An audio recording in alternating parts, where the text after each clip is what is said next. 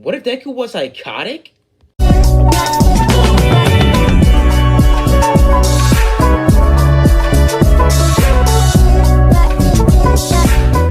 So if you heard earlier, yeah, what if Deku was psychotic, part 1. And it's going to be a pretty interesting series, because I'm going to be starting to bring back the flourishing, spark I used to have back then when I started my channel. When I started putting a lot more effort, a lot more emotion, and actually being incredibly excited to make these what ifs. Lately, I've been kind of losing that feel, but now I feel like I've been kind of motivated to go more into depth and to actually really take interest into what ifs and really make my what ifs a lot better quality. So from now on, guys, you're going to be seeing a lot more higher tier quality what ifs that actually have a consistent storyline and you can actually keep up a pace with. And I'm going to be trying to dial down on the other content what ifs, because other what ifers don't really do content like that, do what ifs on live action series or series like Young Justice, because I'm pretty sure I'm like the only few YouTuber that makes Young Justice what ifs. What it is. Enough of me yapping about. Let's just dive right into this fan fiction. What if Deku was psychotic? Part 1. And it's going to take a little bit of inspiration from the series of you and other villain Deku what ifs. Deku's not a villain. He's just freaking crazy. But let's just dive right into it. So we start off with Deku's childhood and how this would make him different from the main continuity Deku. How this would truly change Midoriya truly and break his soul, making his psyche destroyed. But soon, maybe in the future, that will change by a certain specific girl. But let's just dive right into it. We start our story off with Deku as a child, and we get seeing Deku's parents, and their personalities are incredibly different from the original, Izuku Midoriya family. Well, Hisashi is in complete ass. I can't really cuss, it's YouTube, bro. I can't really do that. But the main story point is that Deku's parents are completely and utterly abusive, and honestly the worst parents you could possibly think of. They would be there for Deku and feed him and clothe him, but only the necessities. They wouldn't give him much love or compassion, or even words of affirmation. Majority of the time, they're not even treating him like he's their son. Majority of the time, treating him like he was a slave, a burden, a chore they needed to do, something they didn't even want, and they didn't even want Deku to begin with. Deku would go through his childhood being tormented by his parents, all up until he was 5 years old. Deku realizing that the world is a lot more cruel than he was by the time he was freaking 4. Deku coming home after one day, as he would have been going to school, or daycare, as he would have had to walk home alone. His parents not really caring much about him. Some of them even joking about how they would be happy if Deku got kidnapped. If Izuku got kidnapped. Izuku would have been walking down the road, him hearing a huge explosion near his house. As he would have ran down there, or his apartment building, he would have ran down there near the apartment building, seeing the fires erupt, and seeing and hearing screams and people running around. As Deku had been grabbed by a nearby firefighter, trying to pull him out the way before anything else happened. As we get shown, about a couple hours later, Deku being told by the police officer that his parents are dead, and they were killed in a villain attack. As Deku would have kind of simply just stopped giving emotion. As Deku would have looked at the officer, not really showing any type of emotion, him giving off the vibe that he was in shock. But deep down inside, Deku started thinking to himself, mumbling. But him thinking to himself more like Joe Goldberg, thinking to himself, saying that this is perfect. The foster care system would give me somebody else, maybe someone better. As Deku would start to think more and more about how maybe this is a good thing, because his parents were treating him any differently than people on the side of the road. Children that he went to school with treated him with more respect, kindness, and compassion than his own parents did. Izuku would have been walking away off the chair as he would have been grabbed by social security, or not social security, but, authorities said they would have tried to put him in the foster care system. Then put him in the foster care system, put him into an orphanage in the foster care system, and trying to throw him around and around, trying to get him adopted, trying to get him taken, and all sorts of other things. Eventually, Deku would be taken in by a man. A very old man that was very, let's just say, not all there. As he would have been a golden age hero. One of the first couple of heroes in the first generation of quirk users. Him being incredibly old by this point, but his quirk allowing him to age down slowly. His quirk being some sort of generation type quirk. But other than that, this man would have been kind of like the same type of mental state as, well, the old man that somewhat raised Joe in the series U. Now, this man would have started to talk and actually showed some sort of compassion and love towards Izuku. When Izuku went to the quirk doctor, being escorted by his new foster father, or his new adopted father, or his father, he's going to adopt him later on, but he would have walked in, and the doctors would have run some tests trying to see what he had, what quirk he had. The doctor smirking, saying, "You might become a great hero if you got a good quirk, but the quirk doesn't make the hero, okay, kid?" As it would have been a different doctor. This doctor doing Deku a fist bump and walking off with the test results, trying to put it through. As eventually after that, Deku would have been pretty much startled as the doctor would have came back trembling a little bit and kind of being scared of Deku sitting a little bit farther away from him, as the old man would have kind of been confused, saying what was going on, what happening.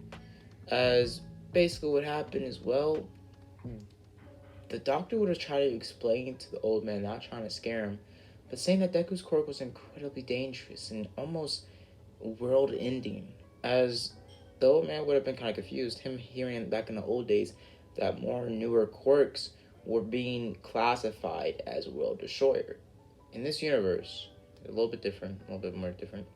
When he was younger, doing some of his golden years, he would have realized and kind of gotten some talk through the chain that very powerful quirk users were being hunted by the government and put under surveillance because they had quirks that could possibly destroy the planet if they went all out, or just accidentally. As this old man would be kind of confused, saying, what is his power? What is his quirk? The boy needs to know what he's capable of, so he doesn't allow that to happen. The doctor kind of composes himself, realizing that the old man's spitting straight facts, as he needs to kind of put himself together, saying that Deku, or Izuku Midoriya's quirk, is the ability to control. But on a greatly incredible stand. As the man would have said, my control isn't that big of a quirk, it's a villainish quirk, but it still can be used for good usage to stop a villain. As what would happen as well, the old man would have explained that Deku's quirk has no... Izuku's quirk seems to have no limitations to it. He seems to be able to control and manipulate, when we do the test correctly, he seems to be able to manipulate and control any mind, and is able to, well, tell somebody to kill themselves, or do some sort of act for years and years on. He can compulse people to do things that will last their whole entire life. His powers are incredibly beyond anything I've ever came across, and his mental state is very bad for his power. As Deku would have been kind of confused, saying, what do you mean? As the doctor would have said, let me talk to you alone. As the doctor would have taken the old man along out of the room, telling him that Deku's power, Izuku Midoriya's quirk, is incredibly powerful and should be on the radar. He's able to tap into the minds of any nearby creature on a continent-level wide scope. He could, in theory, control all of the US of A and tell everybody to mark themselves, or to just simply stop breathing and stop moving. He could do this to every country around the globe. His powers are incredibly powerful, and nothing and no one can use their quirk against him, because he can just mobilize them. His powers being incredibly overpowered and honestly out of his control. He's never seen a power this powerful before. He's seen sorts amount of mind controls like compulsion and one purple-haired kid he saw last week. But overall, his abilities are incredibly beyond anything he's ever comprehended. Him being at Charles Xavier's level of, well, mind control guys, like him being incredibly powerful to a point where Deku if Deku's in his 30s, he'll be able to control the whole entire planet even without some sort of Cerebro. He's literally Charles Xavier without Cerebro. Just on top of that, a natural Cerebro built inside of his body. Like, he's incredibly powerful. If you think about it, mind control is a very power, but Deku can't can telepathically control or telepathically tap into people's heads, or he can't read people's minds. Only thing Deku can do is control people. That's it. Kind of underused, because he could just tell people to stop moving or anything of the sort like that. And Deku could just make people tell them to, stop breathing, keep on walking until your feet bleed, walk until you die, or something of the sort. Something along those lines. Basically, very simple, Deku's powers is basically just a amplified, G'd up version of Shinso's power. Or I can't remember, I think it was the name, but Shinso's power. Or the purple-haired kid's power in the sports festival. Him having the same bad abilities as them, but him not having to have eye contact, just needing to be at least a mile from that person in range. Being able to at least see that person or be in the same vicinity of that person. Him being blind but still being able to use his ability. Sooner, Deku's abilities will manifest into being able to tap into people's heads and read minds. But other than that, right now, he can just control people's psyche and make them do things against their will. So very villainous quirk. But basically, the doctor would have said to tell Deku to take very care of his power, and his powers in the wrong hands could be incredibly dangerous. As Deku would have kind of taken this from heart, as he would have walked off with his new foster father. As they would have gone back home, as the foster father would have looked at Deku differently, but honestly looking at him a lot better though. Him wanting to train Deku in his ways since he's been around for a long time. As he wanted to train Deku in the ways of a warrior or soldier. As he was in the military before he became a golden age hero, before his quirk manifested. Because in this continuity, we're learning more about the old man's past and how he became so superficial and so powerful with his skills of martial arts, as we were going to explain that later on. But overall, we'll learn more about him and his past a lot sooner than you think. Now, he would tell Deku to get ready, putting on some shorts, and a tank top, telling him to meet him out in the backyard as he wants to teach him something. As Deku came at the backyard, the old man throwing a stick towards Deku, telling him to try to hit him. Deku would be kind of confused. At this point, they would have been living in the same house. Deku being about 6 to 7 years old now. As Deku would have been kind of confused, saying, "What do you want me to do?" He says, "I want you to come over here and try to hit me." As Deku would have been kind of hesitant at first, but realizing that this is the only thing he could do, and this man was going to let it down, and he was so hell-bent on not being hated by his new foster father, the first person in years, father figure in years that actually treated him like a son.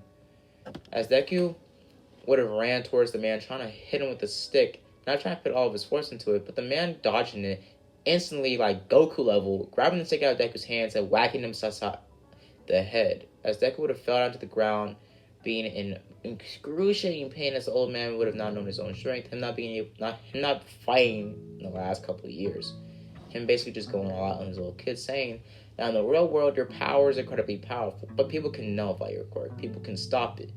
If you want to survive in this world, you need to know how to harness your quirk in your body, in your soul, and your spirit, and your mind." As Deku would have gotten up from the floor, saying, "I don't want to be a hero." As the old man would have said, "That's so. So why do I find all my comics underneath your bed? Why do I find all these search histories of the All Might video and Endeavor and every superhero, every quirk hero? Why do I find them all in your search history? You seem to have a fascination with heroes, Deku. A fascination with being idolized, being a hero, being loved." As Deku would have kind of gotten unhinged. Him saying, "But we went through my stuff," as the old man would have tried to calm down Deku, saying that you need to shut up. That I could teach you and help you become what you want to become, if that's what you want.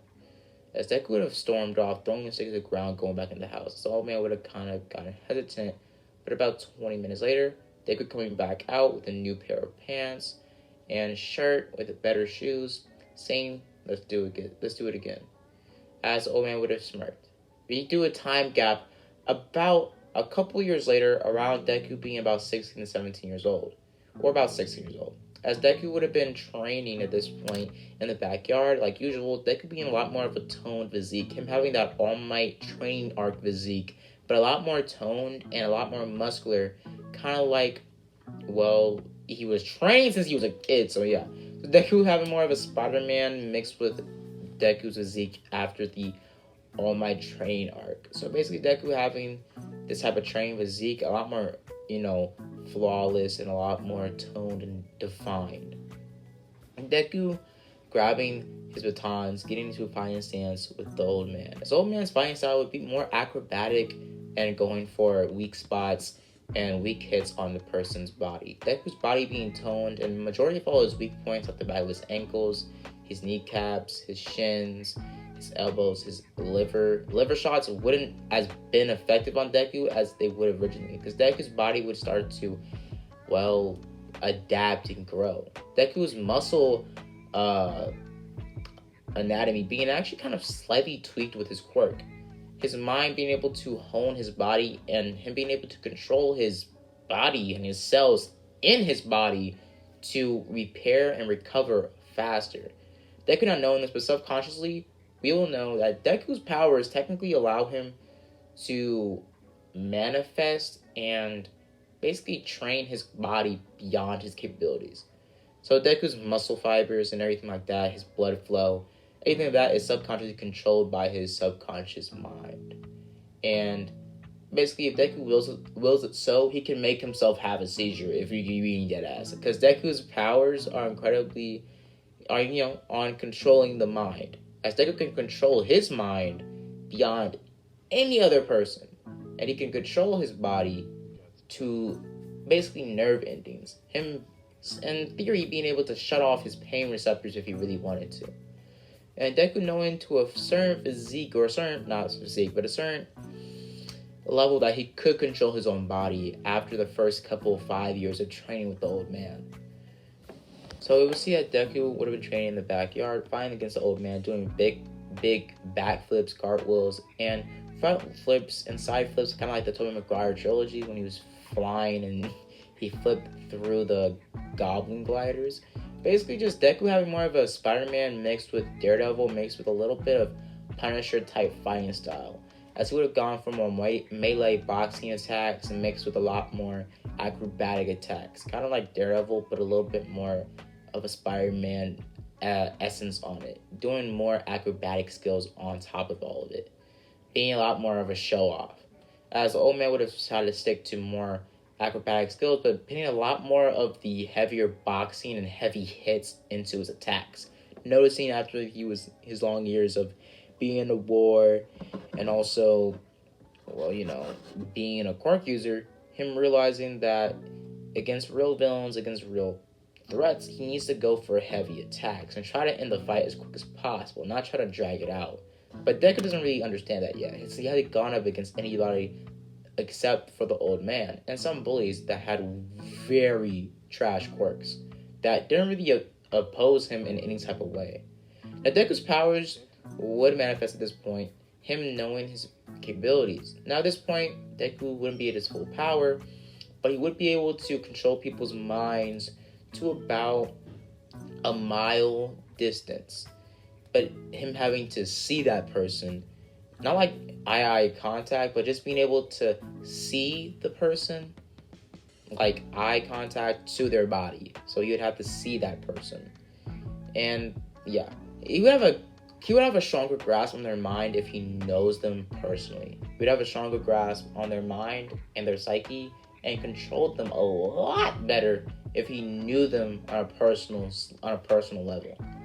But other than that, his powers are incredibly powerful at this point, plus his fighting skills made him a little bit over the top. Now Deku would have eventually been ready to go to UA. Him packing his bags, Deku would have been going to entrance exams. As Deku would have gotten ready, as he would have packed his bags over there to get redressed in a more fitting outfit when he gets there, since it would be kind of chilly at this time. As Deku would have walked to the entry exams, as he would have been in a black version of his green jumpsuit with his same iconic red shoes. As Deku would have gotten ready and would have gotten into his mindset of fighting, as Deku having kind of a smile on his face, but it's slowly starting to fade when he starts to see people around. As we would have seen Deku's side, the part where this, title becomes reality. Deku looking around and casing out everybody. Their flaws, their body type, their physique, their quirks. If they had mutation quirks, he can see on the outside. The abilities, he would start to tweak and rip apart people in his mind, making a bad image of them before he even knew them. Deku would start to walk around and look closer towards everybody. Eventually, Deku would have gotten to the written exam, passing with flying colors, as Deku would have put majority of all of his time into his mental state, being able to move and push his mind to different levels. Him being kind of a child prodigy with the training and the amount of studying and tutoring the old man put him through. As Deku really could have gotten not sponsorship, but a recommendation, but he wanted to do it the old-fashioned way. He wanted to actually be through the grit. He wanted to earn his place here. Since Deku, ever since he was 5, he's been living hard. He had to walk to school. He was getting horrible education where he was going. And honestly, Deku was being treated like trash when he got home. And he wasn't even eating well. Deku was hella malnourished when the child services found him after his parents died. It was a surprise at 5 years. No one noticed that Deku looked like a freaking skeleton at 5 years old.